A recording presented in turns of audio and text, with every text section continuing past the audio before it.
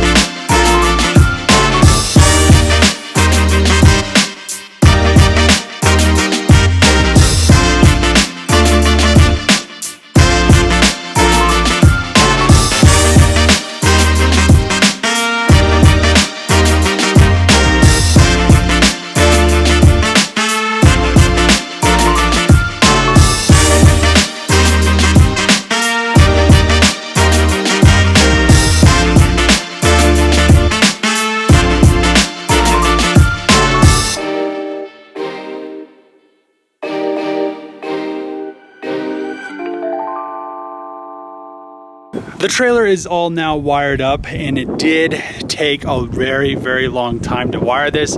One thing I didn't want to do was actually rewire the trailer and then have issues later down the road.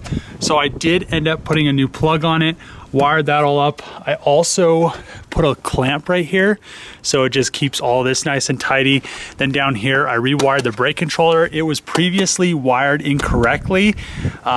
So even if it would have broke away from my truck, it wouldn't have worked. But then I have all the lights working. I have all these little rubber clamps just to keep all these wires nice and tight. And I did use housing wire. So a lot of this is solid core, which actually gives it some rigidity in some spots. I'll show you in a sec. I use conduit. So in the bigger junctions, I used 3/4. Then I reduced it down to 1/2 inch, which if I redid another trailer like this, which if I ever get another trailer, I'll probably just rewire it just like this. I'll use all 3/4, and it'll be a lot easier to run the wire, because there was, you know, 1/2 inch is pretty small. But yeah, you can see all the conduit running, all the lights are nice and tidy with new grounds. And then over here, we have another light with new grounds, and then the trailer brakes. So what I ended up doing with the trailer brakes is I have a 3/4 junction here because there's quite a few connections. But what I did was, since this is solid core, I just made a loop right here, and that will, as it vibrates, it kind of will give it a little bit of flex, so it's not just straining these wires down here. And the solid core really will last a very long time. And then over here, I just have everything nice and tidy with some of these clamps. Same thing goes for here. So I have the trailer brakes running through here instead of through the axles instead. And then I have the turn signal and one of the running light wires. And the same thing goes for back here.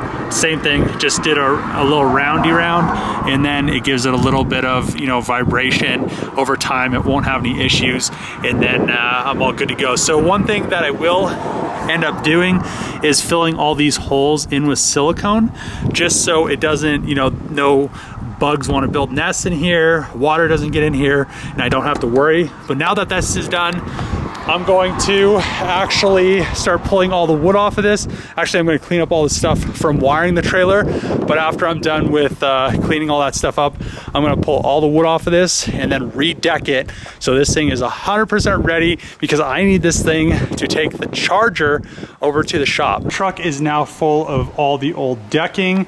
The trailer is now ready for new decking. I took all the old bolts down with a grinder. Also, I was a little bit too strong for my hammer. I was pulling up the decking and I bent it. So yeah, I guess I need a new hammer, but I'm really happy the trailer brakes work. Everything is good to go. What I'm gonna do is put the trailer back over there, and I'll deck it tomorrow. I'll probably drill all the holes today, but I wanna clean up the driveway, all the random wiring and zip ties and all that stuff from rewiring it and everything. But I'm really liking how this thing's turning out. I'm really glad that it doesn't give me a fault now when I connect the trailer brakes, and that they actually work. And now the brake controller is actually gonna work, or the breakaway controller is actually gonna work. So if I actually lose the trailer, it'll lock up the wheels like it's supposed to, instead of how it was wired before. It probably wouldn't even done anything. So, trailer hooked up, headed over. I'm gonna go to Home Depot and just deck the trailer in the parking lot. But it's really nice. All the lights work, everything works. It's just really nice not having to worry about the wiring. You know, the trailer brakes, all of them work. I think one trailer brake was never actually working when I looked at the wiring. So one issue that I have with trailer wiring and companies that build trailers is that they do it very, very cheap, and none of the connectors are waterproof. So you have all these butt connected connectors, and especially on the trailer brakes, because there's so much, you know, you're just completing a circuit over and over again, and as water ingresses into that plug, it really just starts to corrode the wiring. So on some of the wires, I had to cut them pretty far back on the trailer brakes, almost all the way to the hub or to the brake itself, because the wires were very corroded. And then I cleaned it with flux, made sure everything was good, and everything now is wrapped in adhesive lined shrink tube. so there shouldn't be any issues with water ingressing into the wiring and causing any future issues, which I'm really happy for. So let's get over to Home Depot, get this thing decked. Hopefully they're not too mad about me doing it in their parking lot, and just kind of go from there. The first load of wood, I only got 8 because the cart, I didn't want to throw them on the bottom, so I'll go back in. 8 should do this top section. We'll see what happens.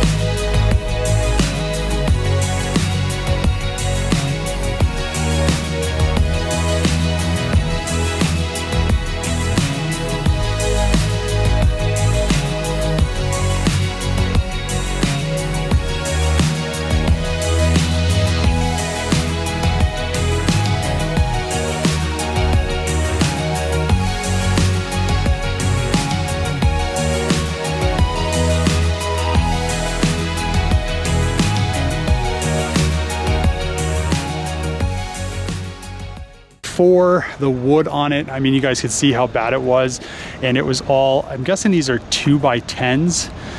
Don't quote me on that. I'm not a framer. I don't deal with wood a lot.